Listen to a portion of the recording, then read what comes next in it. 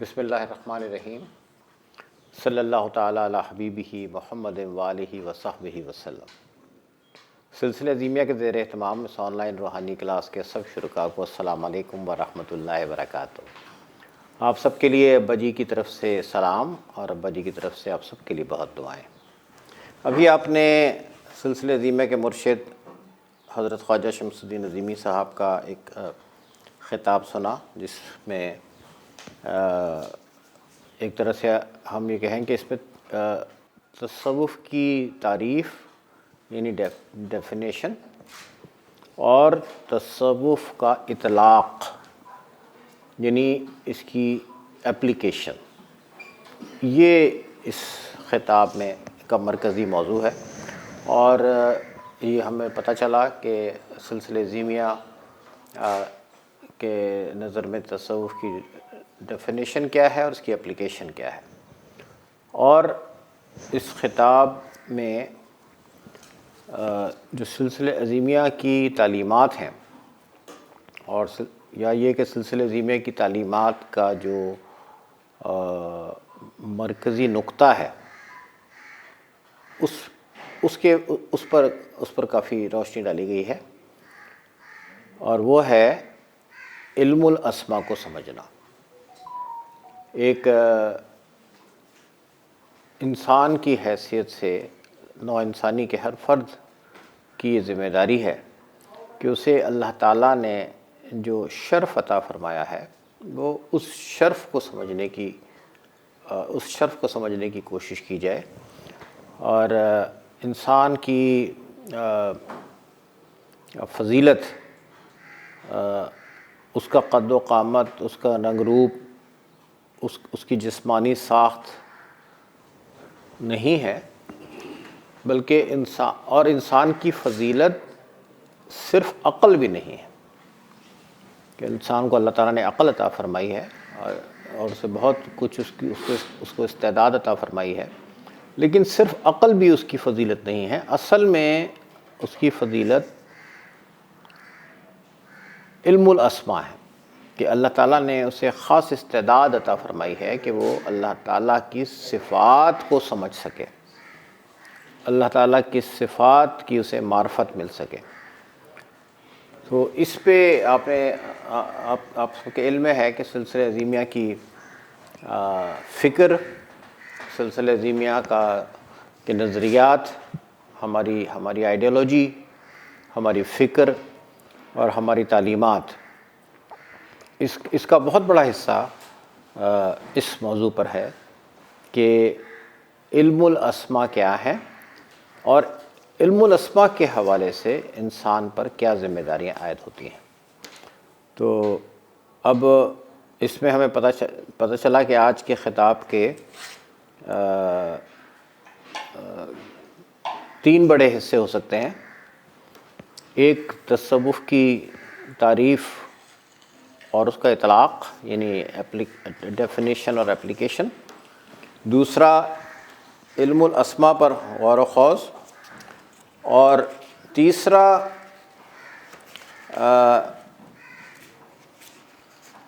تیسرا جو نقطہ ہے اسے ہم کہیں گے کہ محاسبہ،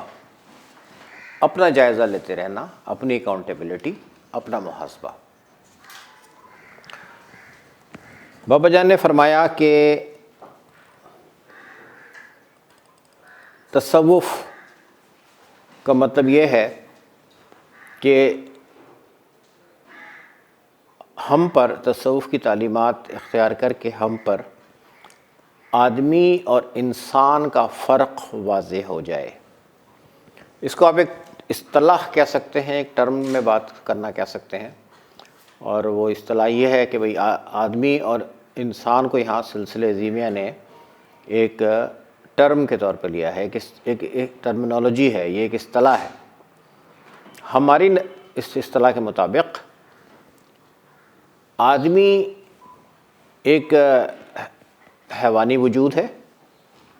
جس میں وہ سب تقاضے موجود ہیں، وہ سب نظام موجود ہیں جو دوسرے اللہ کی دوسری مخلوقات میں موجود ہیں، جیسے کہ کوئی شیر ہے، بکری ہے، چڑیا ہے،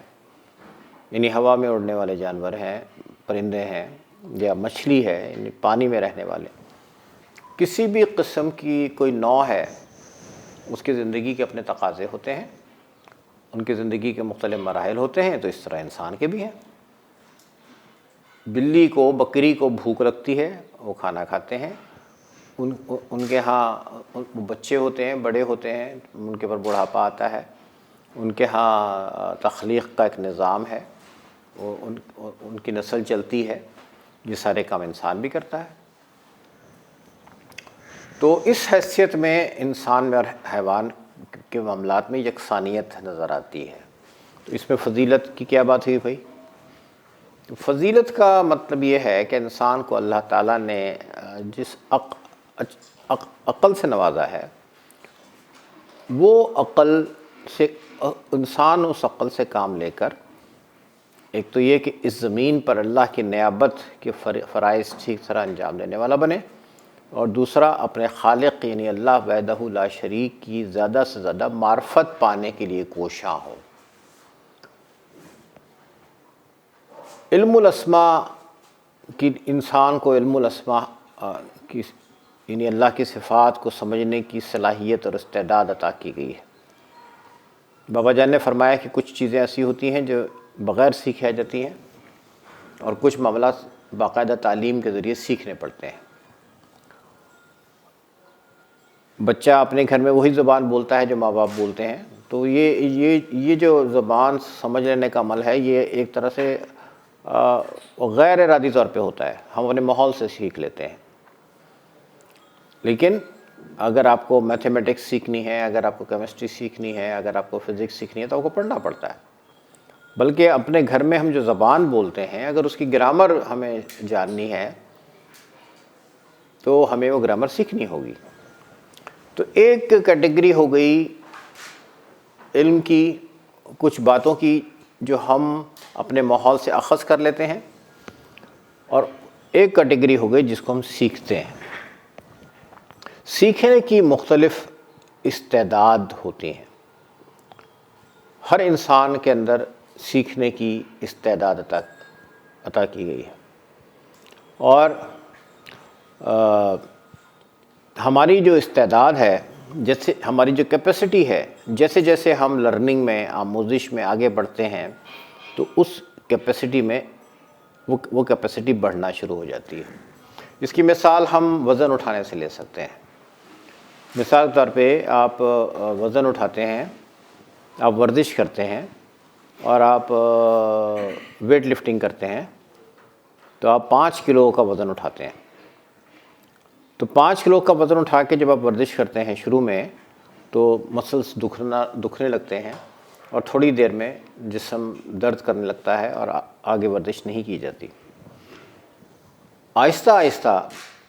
مشق جاری رکھی جائے تو 5 کلو سے آپ 10 کلو پہ چلے جاتے ہیں، 10 کلو سے 15 کلو پہ چلے جاتے ہیں، 15 کلو سے 20، 25، 50 پہ چلے جاتے ہیں، 100 کلو پہ چلے جاتے ہیں۔ اس کا مطلب یہ ہوا کہ میرے اندر 100 کلو گرام وزن اٹھانے کی یا 200 کلو گرام وزن اٹھانے کی استعداد موجود تھی۔ میں نے جیسے جیسے اس کو اپنی اس استعداد کو ڈیولپ کیا، تو میں زیادہ وزن اٹھانے کے قابل ہوتا چلا گیا۔ پہلے 5 کلو گرام اٹھا رہے تھے تو جسم میں، مسلس میں درد ہو رہا تھا، بعد میں 200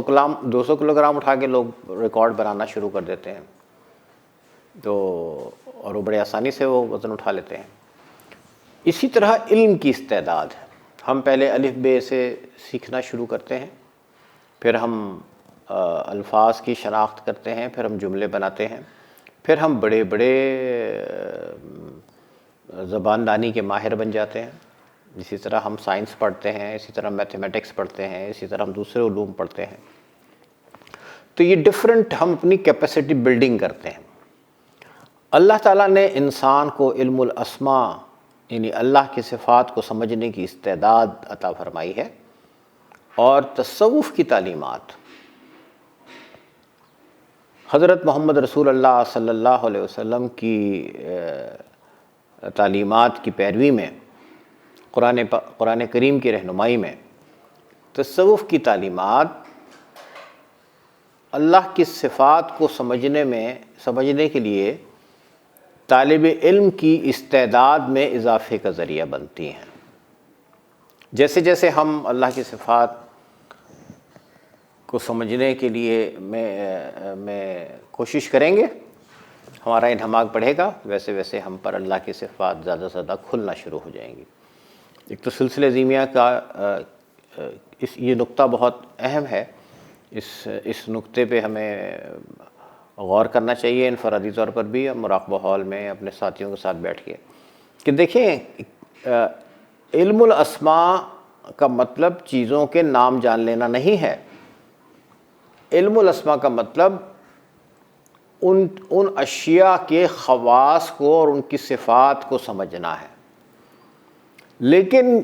یہ سفر صرف اشیاء کی صفات اور اشیاء کے خواص کو سمجھ کر پورا نہیں ہو جاتا، بلکہ یہ اس کا مڈ وے ہے۔ اصل میں اشیاء کی صفات، اشیاء کے خواص کو سمجھنے کا مطلب اس کے خالق کی معرفت پانا ہے، اس کے خالق کو سمجھنا ہے۔ تو اللہ کی صفات کو سمجھنا، یہ ساری کائنات اللہ تعالیٰ کی صفات کا مظاہرہ ہے، مختلف صفات کا مظاہرہ ہے۔ تو اللہ تعالیٰ کی کسی ایک صفت پر فوکس کرنا یا اللہ تعالیٰ کی زیادہ صفات پر فوکس کرنا اور ان کو سمجھنا، دراصل اللہ تعالیٰ کی معرفت پانا ہے۔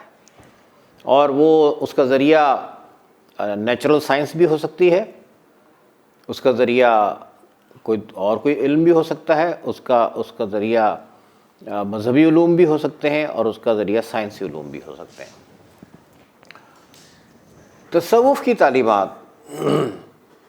جیسا کہ ابھی بابا جان نے فرمایا، اس کا بنیادی مقصد یہ ہے کہ ایک صوفی، ایک سالک، راہ طریقت پر چلنے والا ایک فرد اللہ تعالیٰ کی صفات کو سمجھنے کے قابل ہوتا چلا جائے، زیادہ سے زیادہ قابل ہوتا جائے، اور جیسے جیسے اس پر اللہ کی صفات کھلیں ویسے ویسے اللہ کے آگے اس کی بندگی میں، اللہ پر اس کے یقین میں، بھروسے میں، توکل میں، اور اللہ کی صفت خالقیت پر، صفت وحدانیت پر، اور اللہ تعالیٰ کے مختلف صفات پر اس کا ایمان پختہ سے پختہ تر ہوتا چلا جائے۔ تو تصوف توحید کی دعوت دیتا ہے، اور علم الاسماء کو سمجھتے ہوئے توحید پر ایمان کی پختگی کا ذریعہ بنتا ہے۔ بابا جان کے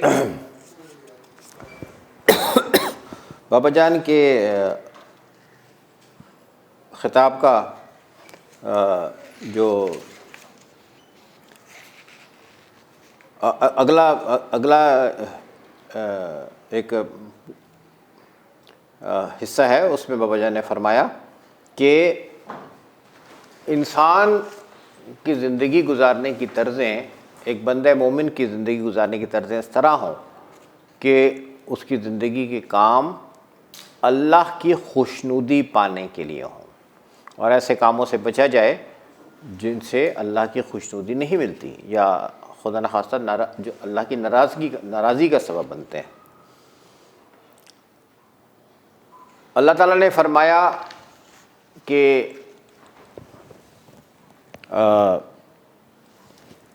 اللہ تعالیٰ نے ایک نظام بنایا۔ اللہ تعالیٰ نے فرمایا کہ اللہ کے حقوق پورے کیے جائیں اور بندوں کے حقوق پورے کیے جائیں۔ بابا جان نے مثال دی روٹی کھانے کی۔ ایک عمل ایک ہی ہے، اس عمل کی انجام دہی کی طرزیں الگ الگ ہونے سے اس عمل کے نام اور اس کے نتائج مختلف ہو گئے ہیں۔ ایک شخص نے ایک محنت مزدوری کی، یا کسی کی اجازت سے محنت مزدوری کی اور روٹی کھائی، یا کسی کی اجازت سے روٹی کھائی، تو یہ عمل ایک احسن عمل ہے، اس کے نتائج خوشگوار ہیں، اچھے ہیں۔ ایک کسی شخص نے بغیر اجازت چوری کر کے روٹی کھائی، عمل ایک ہی ہے۔ اس وقت اجازت لے کے محنت مزدوری کر کے خود کما کے یا کسی کی اجازت لے کے بھی روٹی کھائی تھی، عمل ایک ہی ہے۔ بغیر اجازت یہ چوری کر کے کھائی ہے، عمل وہی ہے۔ لیکن اب اس عمل کے نتائج مختلف ہوں گے، اس عمل کا نام الگ ہوگا، یہ ایک احسن عمل نہیں شمار ہوگا اور اس کے نتائج الگ ہیں، اور یہ عمل اللہ کی خوشنودی والا عمل نہیں ہوگا۔ تو یہ ہمیں سمجھنا ہے کہ کام ایک ہی ہوتا ہے، اس کام کو کرنے کے پیچھے اس کی نیت کیا ہے، وہ مجاز طرزوں میں کیا جا رہا ہے یا غیر مجاز طرزوں میں کیا جا رہا ہے، اس سے اس عمل کا نام اور اس عمل کے نتائج میں تبدیلی آ جاتی ہے۔ اب اس بات کو سمجھنے کے لیے کہ میں اللہ کی خوشنودی کی راہوں میں چلتا رہوں، اس کو سمجھنے کے لیے بھی اور اس کے جائزے کے لیے بھی بابا جان نے فرمایا کہ ہر شخص کے لیے اپنا محاسبہ کرنا ضروری ہے۔ اپنا محاسبہ کر کے دیکھ لیجئے، میں نے کتنے کام ایسے کیے ہیں جو میرے دل کو، میرے ضمیر کو اطمینان دیتے ہیں، میں نے کتنے کام ایسے کیے ہیں جو میرے لیے بے اطمینانی کا اور ضمیر کی خلش کا ذریعہ بنتے ہیں، اور میں نے کسی کی حق تلفی کی، کسی کا حق غصب کیا، جھوٹ بولا، کسی اور طریقے سے کوئی دھوکہ دہی کی، بظاہر دنیا میں اس کا نفع لے لیا، فائدہ اٹھا لیا، قلیل مدت کا فائدہ،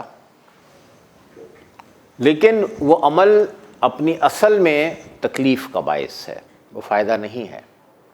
وہ تکلیف کا باعث ہے۔ تو ہر ایک اپنا محاسبہ کر کے دیکھ لے بھائی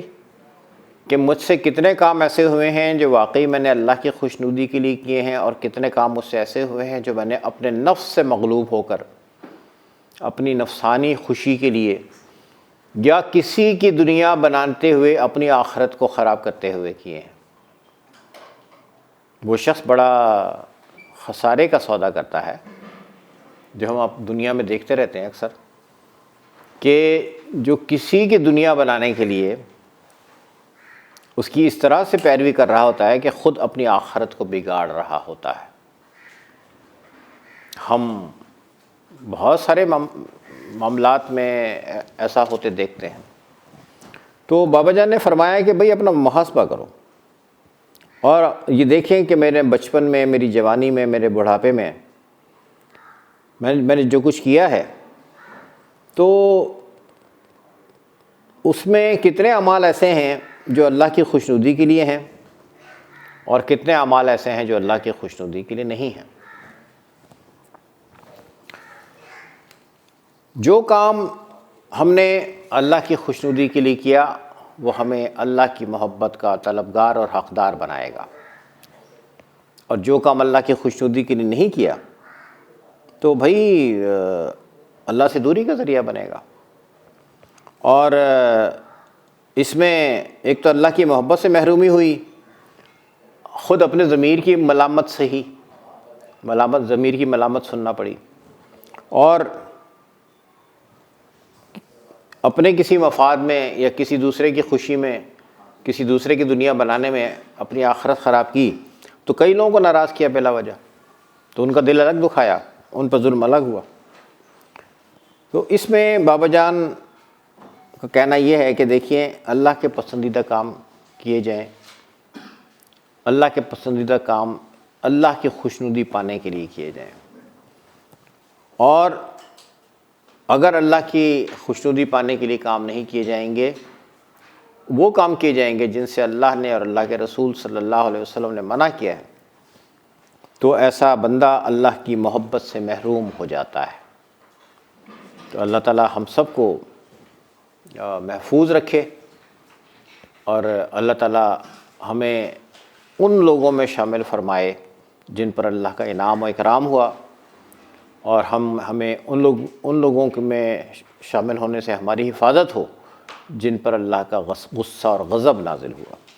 بابا جان نے فرمایا کہ دیکھیں، ہم یہ ایک ہماری اپنی شخصیت ہے، اپنی ذات ہے، اور ایک ہماری اگلی نسل ہے،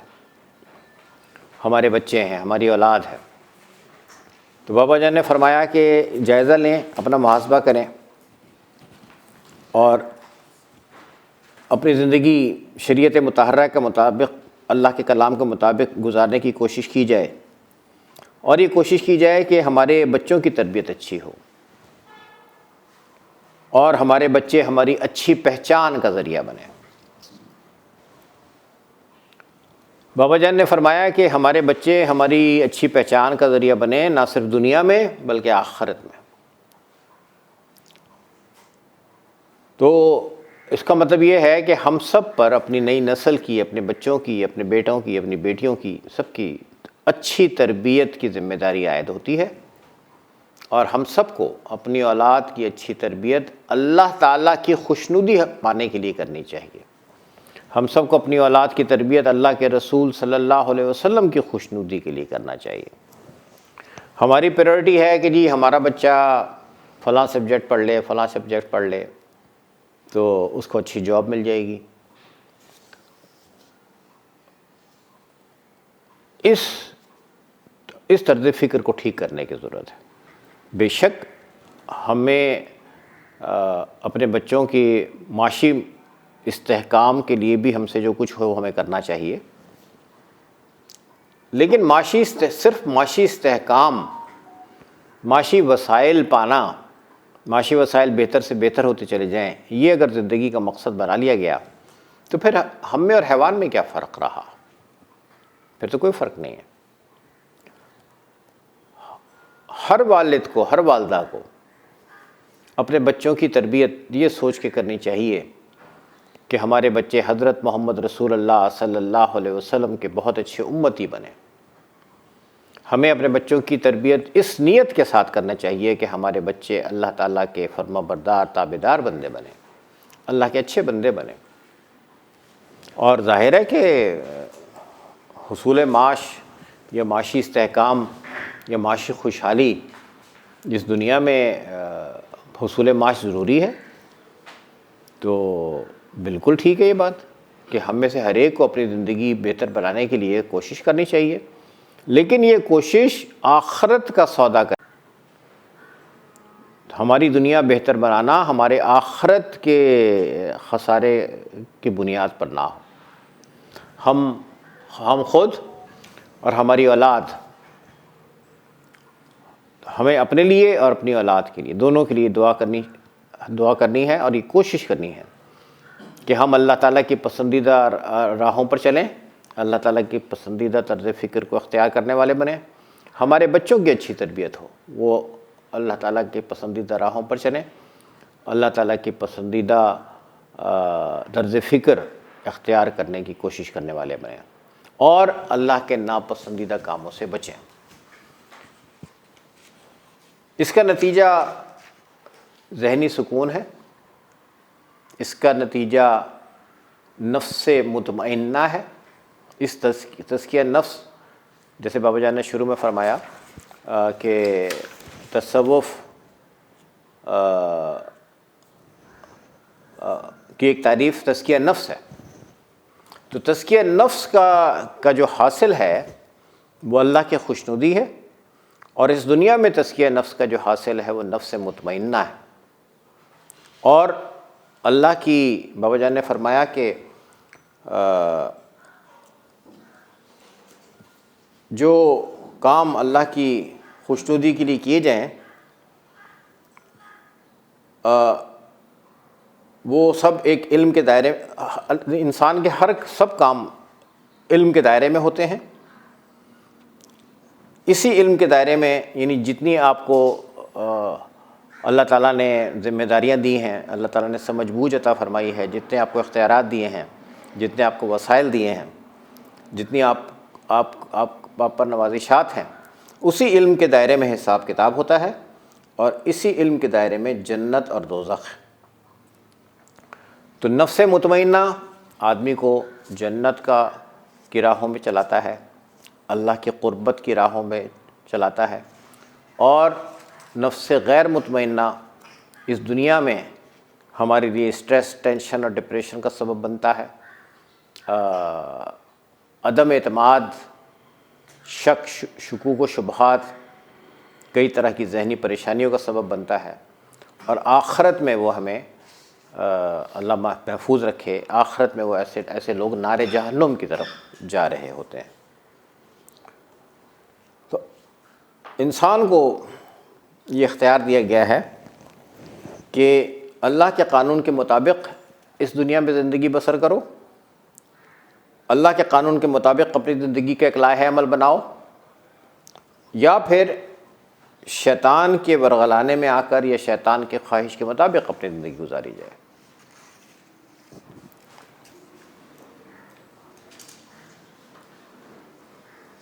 جو عمل اللہ کی خوشنودی کے لیے کیا جائے گا وہ عین نیکی، عین راحت اور عین جنت کا راستہ ہے، اور جو عمل اس کے برخلاف کیا جائے گا وہ جہنم کا راستہ ہے۔ تو یہاں پہ بابا جان کے اس خطاب میں علم الاسماء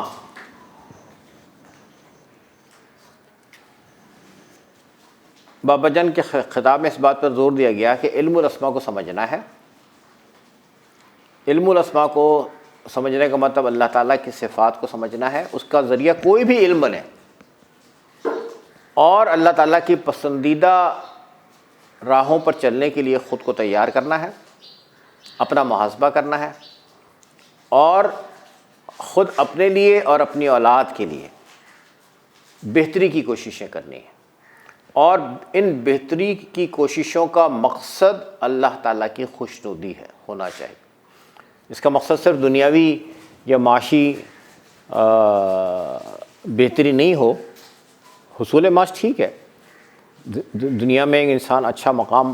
بنائے وہ اچھی بات ہے، لیکن وہ سب اللہ کی بندگی کے دائرے میں رہتے ہوئے ہونا چاہیے۔ بہت بہت شکریہ، تھینک یو ویری مچ۔